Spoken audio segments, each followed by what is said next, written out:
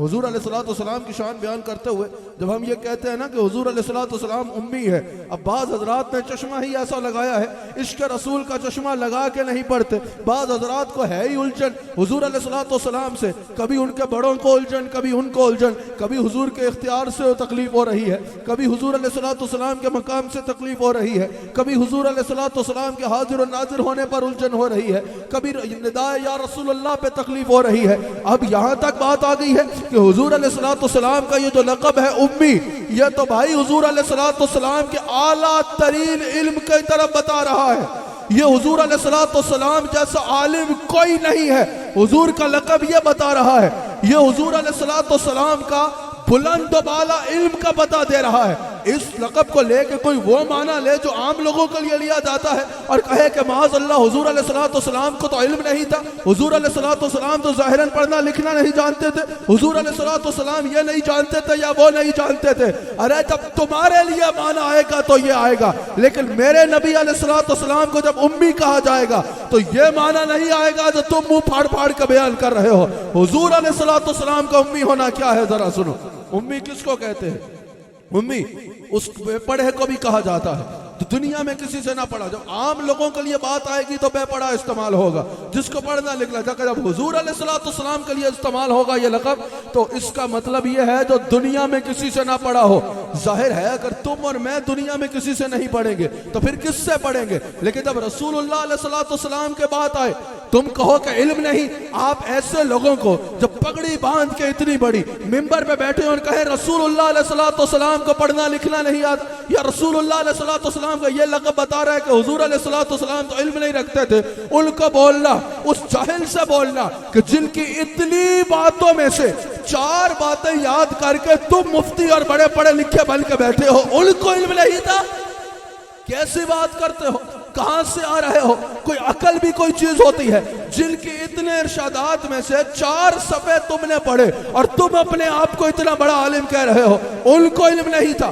علم قرآن دیکھو، علم تفسیر دیکھو، علم حدیث دیکھو، حضور علیہ السلام نے فقہ کے بارے میں جو کچھ ارشاد فرمایا اس میں فقہاء کو دیکھو، حضور علیہ السلام نے دین کے بارے میں جو کچھ بتایا اس کو دیکھو، حضور نے اللہ کے بارے میں جو کچھ بتایا اس کو دیکھو۔ حضور فرماتے ہیں اللہ کا سب سے بڑا عالم میں ہوں، یعنی پوری خلقت میں اللہ کو سب سے زیادہ جاننے والا میں ہوں۔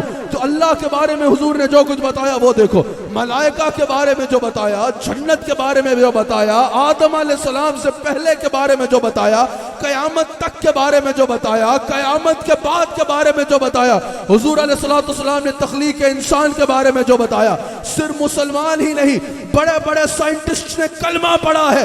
حضور علیہ السلام نے جو تخلیق انسان کے بارے میں ارشاد فرمایا، آج جب میڈیکل سائنس نے اس چیزوں کی تصدیق کی اور پھر حضور کی حدیث سے اس کا تقابلی جائزہ لیا، کلمہ پڑھنے پہ مجبور ہو گئے۔ کہا جس نے 1450 سال پہلے بغیر کسی ٹیکنالوجی کی مدد کے یہ سب کچھ بتایا وہ اللہ کا سچا نبی ہے۔ میڈیکل سائنس کو دیکھو، جدید سائنس کو دیکھو، جو کچھ حضور نے فرمایا آج وہ دیکھ کے سائنٹسٹ کلمہ پڑھ رہے ہیں۔ ابھی کووڈ آیا تھا، ابھی کووڈ-19 آیا تھا کچھ عرصہ پہلے، جو پریکاشنز WHO نے بڑی تحقیق کے بعد کووڈ کی بتائی، ایگزیکٹلی بخاری میں کتاب الطاعون پڑھو، حضور علیہ السلام نے طاعون کی بیماری کی یہ پریکاشن اس وقت ارشاد فرما دی تھی۔ ادھر دنیا حیرت میں مبتلا کہ ہمارے لیے بیماری نہیں، ہم نے ٹیکنالوجیز کا استعمال کر کے پریکاشنز بیان کی، لیکن جب حدیث مبارکہ کو پڑھا تو طاعون کی ایز اٹ از یہی پریکاشنز اور احتیاطی تدابیر حضور پہلے ارشاد فرما چکے ہیں۔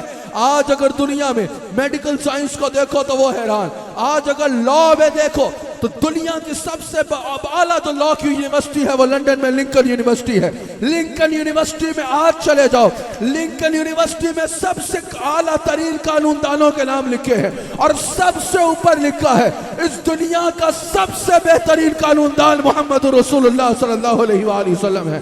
اتنا علم کہ دنیا ایسے مان رہی ہے، اور پھر کوئی انہی کا کلمہ پڑھ کے انہی کے نام سے عزت لے کے ممبر پہ چڑھ کے بولے کہ حضور علیہ السلام کا علم نہیں تھا یا پڑھنا لکھنا نہیں جانتے۔ ہم نے کہا خبردار، ایسی بات زبان سے نہیں نکالنا۔ کہا پھر اس کا کیا مطلب ہوگا؟ میں نے کہا اگر اس کا مطلب جاننا ہے تو اہل سنت کی وادی میں آنا پڑے گا، اس کا مطلب جاننا ہے تو عشق رسول کا چشمہ لگانا پڑے گا، اس کا مطلب جاننا ہے تو رسول اللہ کے وفاداروں میں آنا پڑے گا۔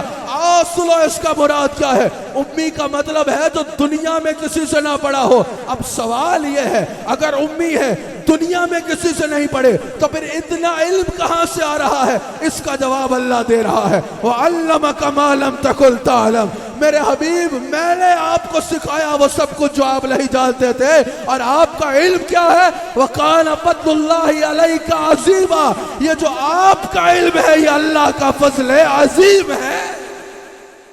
اللہ اکبر۔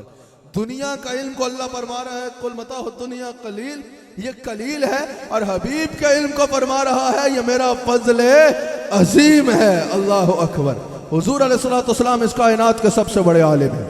حضور علیہ الصلوۃ کائنات کے سب سے بڑے عالم۔